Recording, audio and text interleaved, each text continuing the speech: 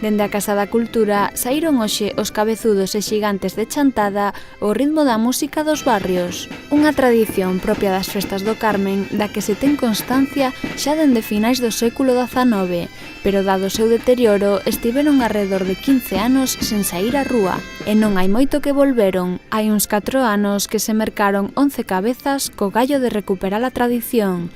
Os cabezudos saíron así un ano máis acompañados polo grupo de gaitas Os Barrios. Tanto nenos como maiores foron os encargados de darlle vida a estes xigantes durante todo o percorrido.